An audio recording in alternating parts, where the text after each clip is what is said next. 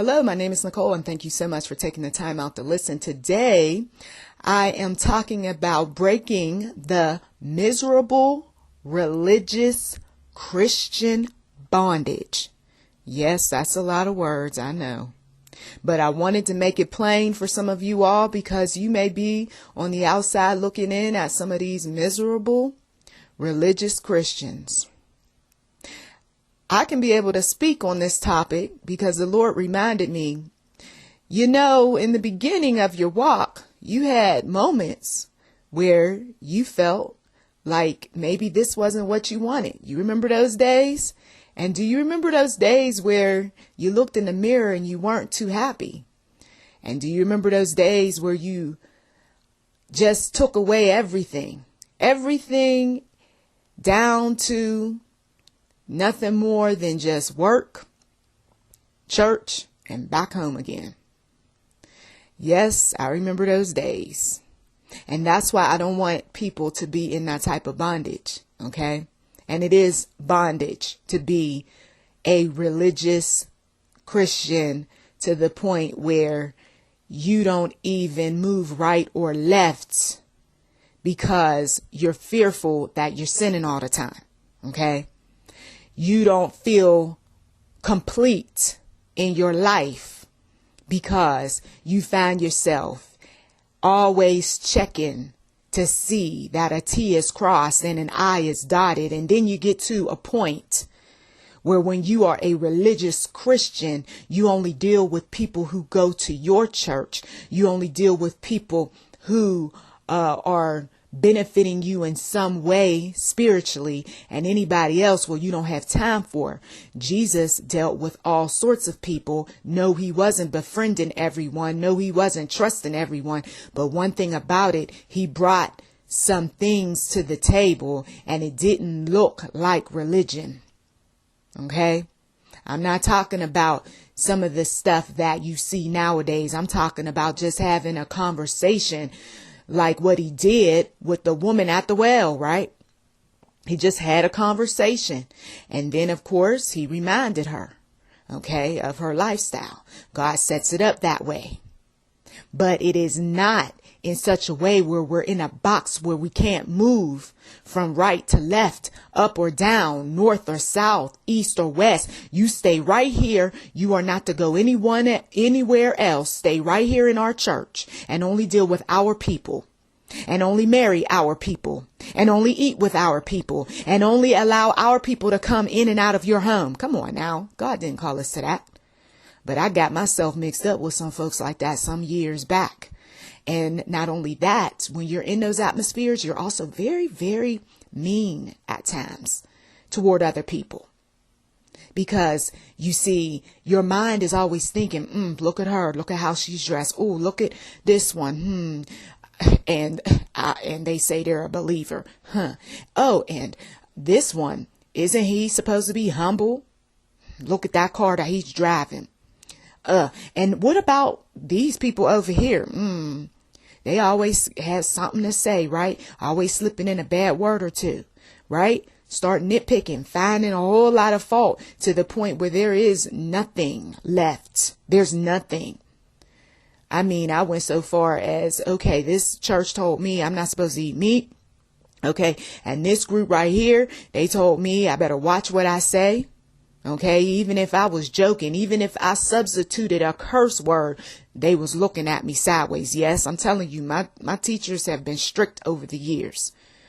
Then I've had folks that said, okay, well, is that one a believer? And I'm like, well, okay, well, you're not supposed to be unequally yoked, which was fine, right? But when they start suggesting who you should be with, wait a minute, I'm not interested in these people. Okay. There's not one brother or sister or anybody that I want to be my buddy, or I didn't want any of the brothers who was in the church to be my future husband. Wait a minute. Okay. And then there were some times where folks were frowning because, wait a minute, I don't really like your people too much. I mean, I can see why you don't really deal with them. Well, okay, fine. You understand my plight, but at the same time, I didn't tell you to speak about my people. I didn't even ask you to give me a word about my people. I already know who they are. You see, I mean, some people just get in there, right? And they start getting to a place where there is no movement whatsoever. But didn't God call us to go out and speak to people, right? People who are not saved like we are. Yeah, but, well, then what's the but about? I mean, can I go up here and talk to these people? Well, I mean, do you really want to do that? Well, I mean, I feel like God is calling me. Well, I mean, hey, if that's what you want, you see, because it's safer to be around like-minded folks. But what people don't realize when you spending so much time in religion and doctrine and the way people tell you to behave in the church and all this other stuff, when you spend so much time in that, you miss out on the opportunities that God, come on now, that God is moving you toward, right? And some of you all, you stepped outside of the box and you said, God isn't having me come to the Bible study every single Wednesday. There's an opportunity where I can be able to do more for the community on Wednesdays. And so, yes, I got to find my Bible time, but I can't hang out with y'all. Or it may have been one of those situations where God spoke to you and told you, you have done all that you can do for this church. It's time for you to move on. And the church said, wait a minute, the contract said, the oath said, you know, or maybe it wasn't a church. Maybe it was your civic group. Maybe it was your, you know, dare we say it, your elitist associations that do this sort of thing. See, a lot of times people point the finger at the church, but then they don't think about all of those affiliations that they're with. I know quite a few that are like that. And especially when I was back in college, all them different sororities and fraternities.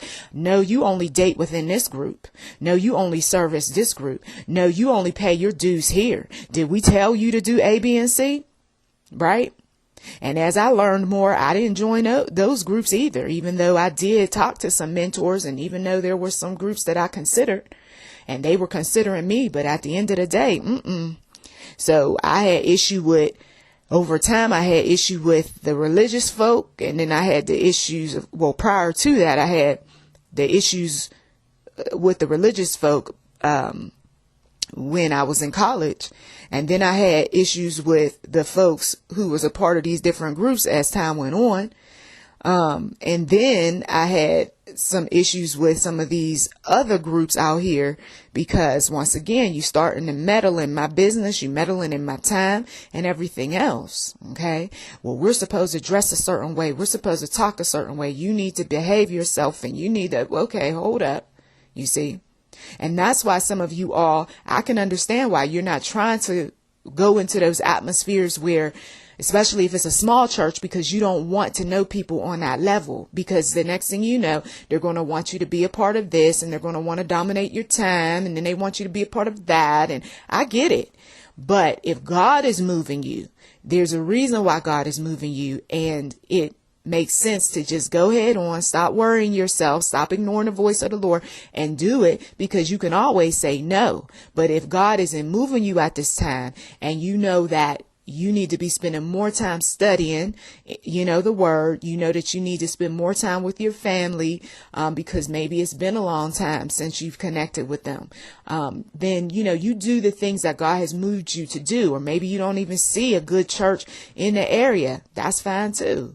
But all of this subculture type of stuff that puts restrictions on people because I'm a part of your group, because maybe we have the same interests, and now your group is dominating my time and they want my money and they want me to show up and give my skills and give my service, you know, to the point where my family don't even see me. Come on.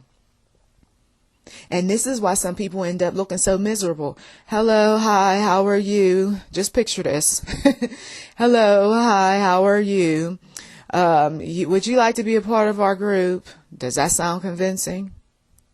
We offer these services, and all we ask from you is just a donation for now. And then over time, if you like our group, you can show up for about 2 or 3 visits before you pay. Huh? Sounds like something that you know about. And how much benefit are you getting out of that group? See, when you add up how much was your profits last year, being that we're in a tax season? How much was your profits last year compared to how much those membership dues were? And include the gas money and include the time that you use to try to get other people to be a part of your program. Right? Makes you think, right? Pull out that calculator. You see, God, he does not put us in binding situations, but we do.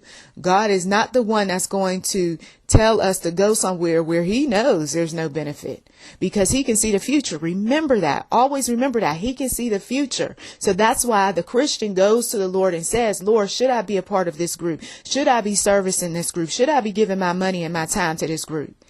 And a lot of times what God will approve, right? What God will say is okay, it's all right. It's seasonal anyway. It's temporary. It's not meant for you to be a member for the rest of your life, even though maybe some folks are, members for the rest of their lives. It doesn't mean you got to service that group. But then some folks will say, well, our protocol, our documents, our rules, regulations, and so forth say, okay, well, if that person has to service until the day they die, well, they put themselves in a binding situation. They can't say God put them in that. You see? Now, as a believer, yes, we're going to be doing some things as God leads for the rest of our lives, but it's going to be the kind of things that's going to help other people, truly help them, not put them in bondage, not tell them that they got to pay their dues or else, pay their tithes or else, none of that. None of that. But if I'm in a system that's like that, sooner or later, I'm going to be miserable. Notice how in the beginning, some of those people, they're so bright, right? So bright-eyed and bushy-tailed. Hey, how are you today? Welcome. And then you come back about how many years later and they're like, hello, how are you? Welcome. Right? God has nothing to do with that. That's men and women beating that person, okay, over the head with all sorts of things. Okay, yes, I know what the Bible says, but we also have our booklet here. We also have our videos here. And also we need for you to study this as well. What is this? This is a guide on how to behave. Behave. Yes. Behave. Because, I don't want to offend you or anything. And some people will be quite bold and say, but your personality, it's a little bit brash, don't you think? Our group is more friendly and, I hope that you don't intend to do all that truth speaking here. Okay. And then some folks won't even entertain the thought of you being a part of their group. And this happens with the workplaces, right? These employers looking around, peeping on the internet.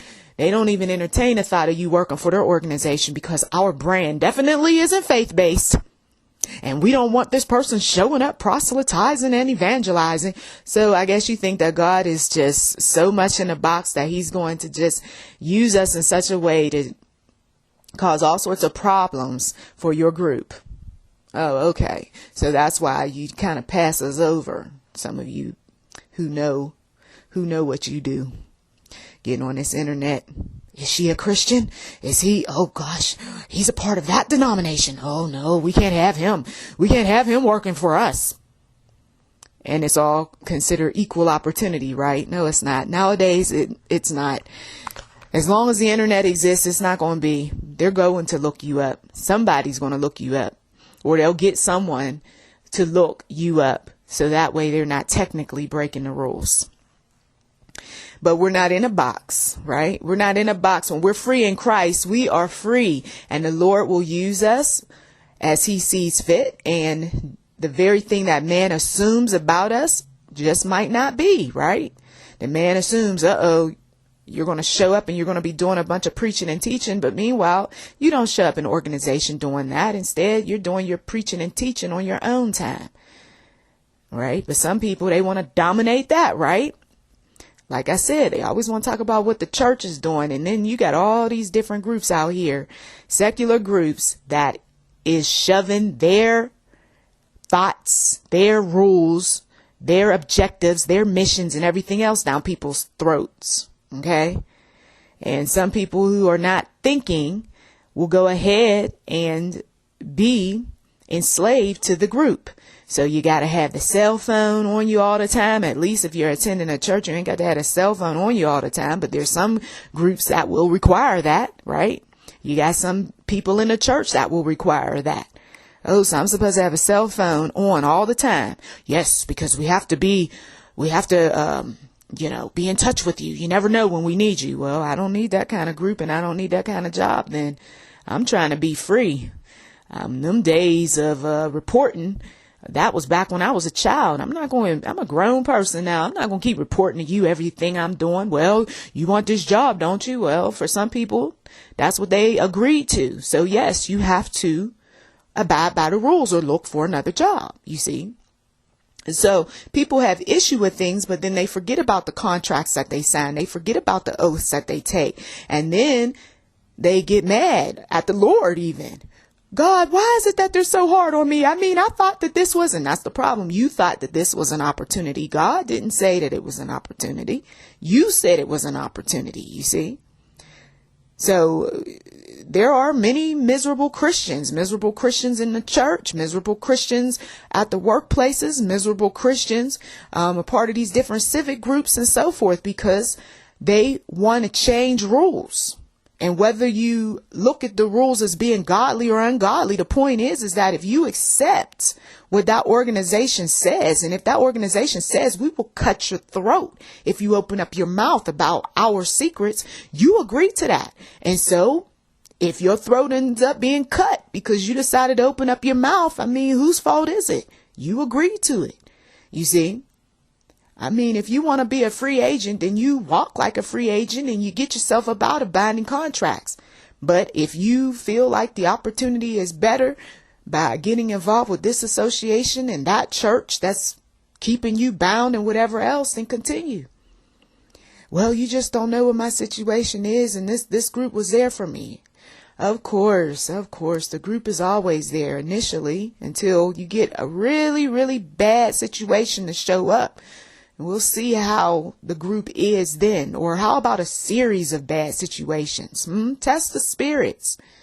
You know, even if you don't have a bad situation, sometimes the groups, they just tend to have some interesting leaders that replace the decent leaders. And now those individuals are coming up with all sorts of rules to make someone do what they want. And then the end result is that you're miserable. A month later, 5 years later, 10 plus years later, I don't know. I mean, this group, it used to be good. It used to be. Some people stay with these groups because they're in love with the past. Well, maybe things will get better. You talk about people in abusive relationships. Some folks is in abusive groups. It'll get better. He said he's sorry. She said that everything's okay. I'm just going to stick it out because I know it'll get better one day. And they promised me. They told me. And I believe them. Okay. 5 months later. Well, how's things? Do you know they're even worse? Oh, really? And some folks got the nerve to talk about people in abusive relationships, and they're in these abusive groups. And how about we go so far as to say, once again, as I've said in the past, abusive families. This is what our vision is. This is what our mission is. Yeah, they have those unspoken visions and missions and goals and strategies and action plans, just like a business. The difference, though, is at least the business, they put it all out there and let you know sometimes. And the family, well, you're supposed to learn from trial and error. You make this one mad. Well, you didn't tell me. Well, you were supposed to learn. You offend this one. You know you wasn't supposed to be saying all of that. You wasn't supposed to be doing that. Oh, you know. Right? So I'm not supposed to say this and that. Well, who made up those rules? And since when am I supposed to report to you? Well, I'm your, and they give you a title. I'm your this and I'm your that. That's why you're not supposed to. Oh, okay. Well, you know what? I serve God. You're not my God. And if you were close to Jesus, you would know why I'm doing what I'm doing. You see? You got those individuals, right? That's at the workplace. I mentioned visions, missions, goals, strategies, action plans, you name it. and some of their rules and some of the things associated with all of that, well, you question it, right? Well, you question it too much and you challenge some folks and you embarrass some folks and you offend some folks. It's time to get rid of some folks, you see? And they will make your life miserable if you are abiding by the rules. But the point is I just don't like you. So let me make some situations a bit tough, or, let me challenge her a bit. Let me give her a whole bunch of stuff to do. And then hopefully she won't be able to keep up with all the stuff, that she'll just say, you know what, I quit. I can't do this. You see? So when you look around and you see these miserable folks, whether they are Christian or not, understand what they're connected to, who they're connected to. And also notice all of the requirements that are expected of them. More money, more problems. More people in your life, more problems. Okay? Especially the ungodly ones. I'm not going to talk about the godly folk. I'm talking about the ungodly ones. And that's why some of you all, you need to distance yourself. I say this all the time. It keeps bothering you, right? It's that itch that you can't scratch. It's that person that keeps showing up and they keep coming up with one more thing, just one more thing. Some of you all, you may have some mothers and fathers that's like this, or you might be that mother or father that's like this, putting a whole lot on some folks. And you ask your child, why are you so miserable? Because why? I don't want to get into it. They don't even want to tell you because they know what it's going to be about. You defending, you coming up with a reason. You can't give a child 15 or 20 plus different things to do on top of their schoolwork and everything else and think they're going to be nice and happy and jovial. And then how much are you doing in terms of giving them a bit of relief, Some, like a stress reliever, if you will. Taking them somewhere where they can unwind a little bit. Turning the household into an atmosphere where they can't move right or left. Sometimes people don't understand the workplace examples. They don't understand the church examples. So how about I just give you an example of a household that's filled with a bunch of rules and regulations to the point where it makes people miserable. And folks don't want to compromise on another rule or yet something else that could very well help them out. But they're so used to all the other dysfunctional stuff that's going on. They're not willing to compromise on that one thing that could help them. Miserable. Well, that is it. I hope that some of you all can be able to uplift some people, right? Get them up out of their misery, especially if you're the cause of it. I hope that you can be able to find your peace of mind, right? And be able to put that happy smile on your face again so that you don't have to be concerned about all of this stuff, right? Stuff that, put your hand up if you know you messed up, right? You took on too much. You were supposed to be leaving certain settings and you still haven't. Meanwhile, it costs money, right? So you got to save money. And when these holidays show up this year, don't be buying those gifts when you got to move, right? Or that you're trying to divorce, or you're trying to, buy some property, or you're trying to be involved with an organization that is beneficial, better than the one you're at, okay? Come on. So that is it. Blessings to you. Please do check the description box for anything that might be of interest. You've been listening to YouTube NM Enterprise 7. To God be the glory. Please do subscribe. And also, if you haven't given, we do welcome donations.